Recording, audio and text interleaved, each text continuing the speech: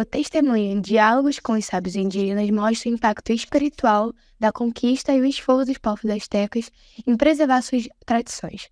Depois da conquista, em 1521, os espanhóis começaram a dominar não só o território, mas também a cultura e a religião dos povos indígenas.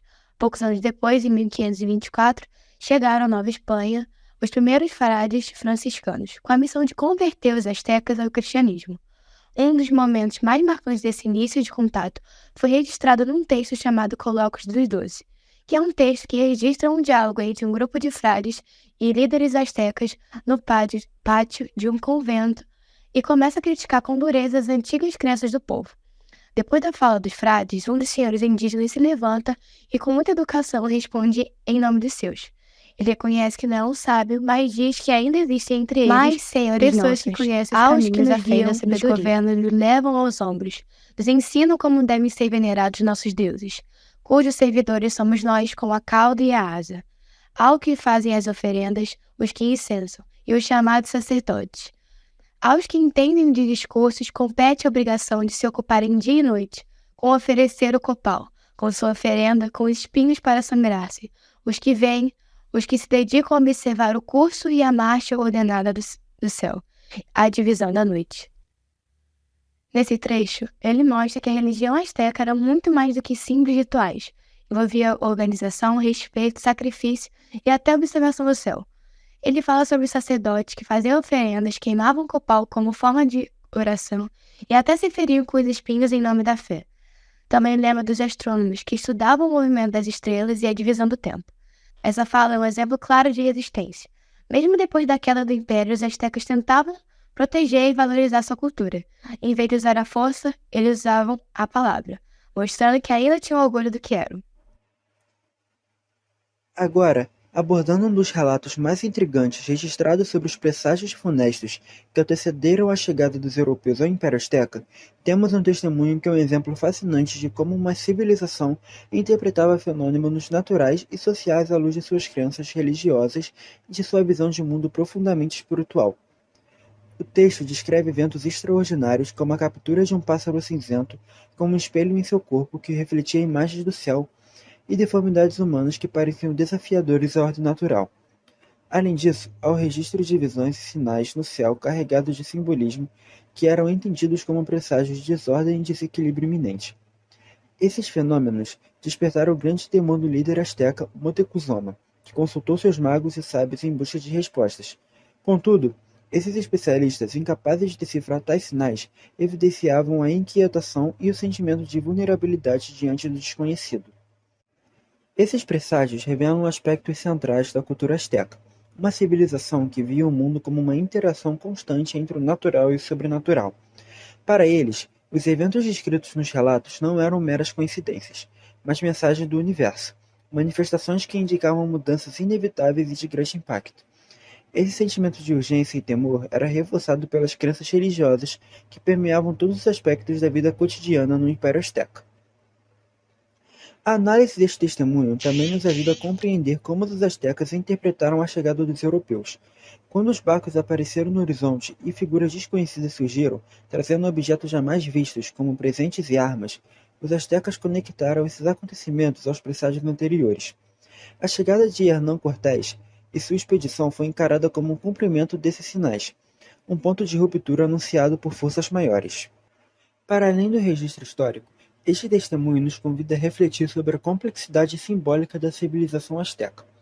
Ele evidencia como suas crenças espirituais, sua relação com o divino e sua visão de mundo moldaram não apenas suas reações aos eventos naturais, mas também suas decisões diante dos momentos de crise. É um relato que nos conecta diretamente com o passado e nos faz questionar como culturas diferentes lidam com o desconhecido e com desafios impostos por transformações tão significativas. Por fim, ao analisarmos este testemunho, percebemos que ele vai muito além de uma simples narração de eventos.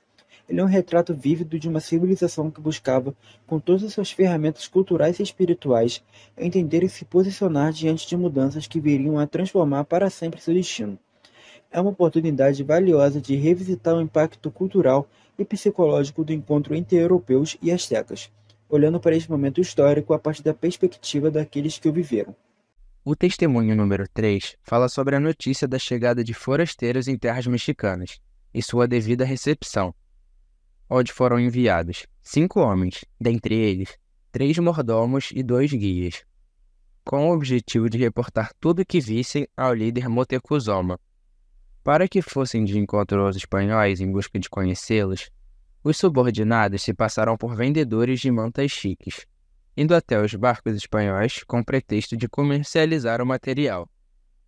Quando os subordinados alcançaram o barco dos espanhóis, os mesmos acabaram confundindo os invasores com a divindade Quetzalcoatl. Após isso, ambas as partes trocaram informações e itens, onde os nativos deram mantas de diversos tipos, cores e estilos aos espanhóis, que retribuíram com colares, dos quais os astecas se maravilharam. O motivo para os enviados por Moctezuma terem considerado que os espanhóis eram uma entidade divina se dá por um contexto histórico, no qual o deus civilizador Quetzalcoatl, também conhecido como Serpente Emplumada, voltaria naquele devido ano de 1519, e naquela mesma região leste, por onde os espanhóis chegaram. Fora o fato de os europeus terem armas de fogo, canhões, cavalos e armaduras de ferro, objetos esses que jamais haviam sido vistos anteriormente pelos astecas.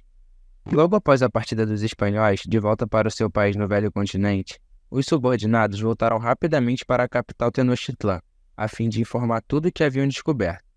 Durante dias e noites, os encarregados andaram até a capital e, quando lá chegaram, reportaram que haviam conhecido os supostos deuses e que haviam dado todos os itens que tinham consigo, e entregaram o que haviam recebido ao imperador, que os disse que eles deveriam permanecer em profundo silêncio sobre o assunto, por medo da repercussão entre a população. O testemunho número 4 retrata a angústia do governante asteca Moctezuma, enquanto ele enfrenta a pendente chegada dos conquistadores espanhóis liderados por Hernán Cortés ao Império Azteca.